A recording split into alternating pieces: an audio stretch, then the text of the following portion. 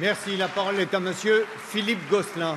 Merci, Monsieur le Président. Ma question s'adresse à Monsieur le Premier ministre.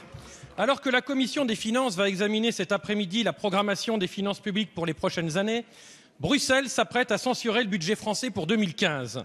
Le scénario d'un rejet de votre budget est hélas en cours d'écriture. Alors que la France est déjà sous surveillance pour non-respect de ses engagements budgétaires, une nouvelle sanction va tomber. Et quelle sanction? Une véritable humiliation. Après l'audition calamiteuse de Pierre Moscovici à Bruxelles, qui entache sa crédibilité, plus grave, c'est la crédibilité de notre pays qui est désormais en cause. Les déficits publics sont en hausse en 2014. Ils s'annoncent à peine mieux en 2015. Vous dites récuser tout matraquage fiscal. En fait, vous continuez de faire les poches des Français. Redevance télé, augmentation du diesel, prime à la naissance, j'en passe. Les entreprises sont toujours touchées et vous n'oubliez pas, hélas, les classes moyennes et les familles. Votre réduction du déficit budgétaire est un trompe-l'œil. En réalité, il n'y a pas de réduction des dépenses publiques, c'est un simple ralentissement de leur croissance. Cela ne suffira pas, même le Haut Conseil aux finances publiques en est d'accord. Vous vous abritez derrière l'excuse facile de faible croissance économique, mais c'est justement parce que les réformes n'ont pas été faites que la croissance est faible. La France, à cause de votre gouvernement, est le nouveau malade de l'Europe. La France est dans le déni de ses engagements pris par François Hollande lui-même auprès de l'Union européenne. Nous perdons tout crédit et cet isolement en Europe nous mène droit dans le mur. Monsieur le Premier ministre, il ne suffit plus de dire Ich liebe dich en Allemagne la semaine dernière, I love you hier au Royaume-Uni, ou Ti amo ou Te quiero demain pour séduire nos partenaires européens et recouvrer notre crédibilité. Il faut des actes. Quand allez-vous cesser de berner les Français? Quand allez-vous enclencher réellement les réformes nécessaires à notre pays? Qu'allez-vous enfin répondre à Bruxelles et à nos partenaires? Merci. La parole est à monsieur Manuel Valls, Premier ministre. Monsieur le Président, Monsieur le député, avec un peu de recul et un tout petit peu d'expérience, il y a quelque chose, je réponds à Monsieur le député, que je me suis dite ces derniers temps, et notamment en vous écoutant. Moi, je sais que je ne parlerai jamais ainsi de mon propre pays. Jamais. Jamais.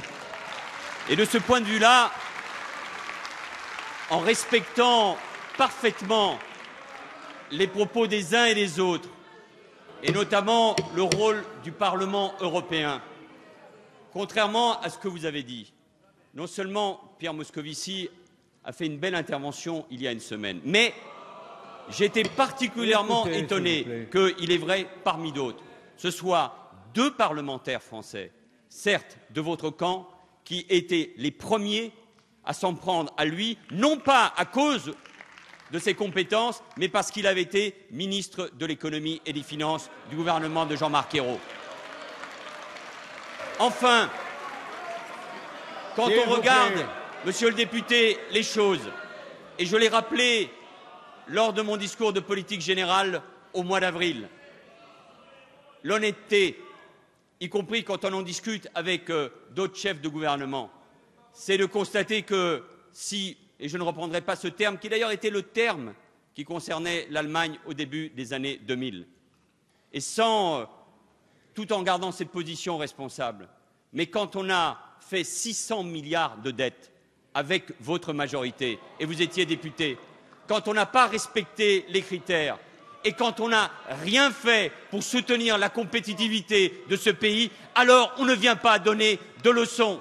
Et enfin, Monsieur le député, il n'y a qu'un seul Parlement, et vous le rappelez pourtant souvent, au nom même de votre propre engagement, qui a en charge de décider s'il approuve ou non le budget de la France. Le seul Parlement, la seule institution qui ait ce droit, c'est l'Assemblée nationale, c'est le Parlement français. Ne l'oubliez jamais, Monsieur le député. Et je ne vois pas en quoi vous pouvez dire aujourd'hui, sauf à prêter une nouvelle fois quelques grâces à je ne sais quelle information, que le budget de la France serait rejeté. De toute façon, la Commission européenne ne peut pas, le ministre des Finances l'a encore rappelé ce matin, ne peut pas rejeter. Elle peut faire des remarques, c'est tout à fait son droit. Mais nous considérons, nous, qu'avec les choix que nous avons faits de vérité sur le niveau de déficit, sur la dépense publique, les efforts que nous allons demander aux Français, 21 milliards en 2015. Nous pensons qu'avec les choix que nous faisons pour les entreprises et pour la croissance, c'est le budget qu'il faut à la France. Alors oui, monsieur le député, je vous le demande, plutôt que de critiquer la France, plutôt que de vous saisir de je ne sais quelle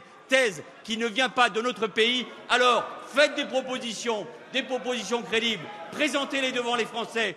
Parce que quand on présente 100 ou 150 milliards de réduction aujourd'hui, de coupes sauf dans le budget, il faut dire aux Français ce que vous allez faire, monsieur Gosselin. Ça concernera qui? Les professeurs, la famille, les policiers, les gendarmes, les armées. Oui, je vous attends sur ce débat, mais pas sur ce je ne sais quelle accusation, sur je ne sais quelle rumeur. Le budget de la France, c'est le budget qu'il faut pour notre pays.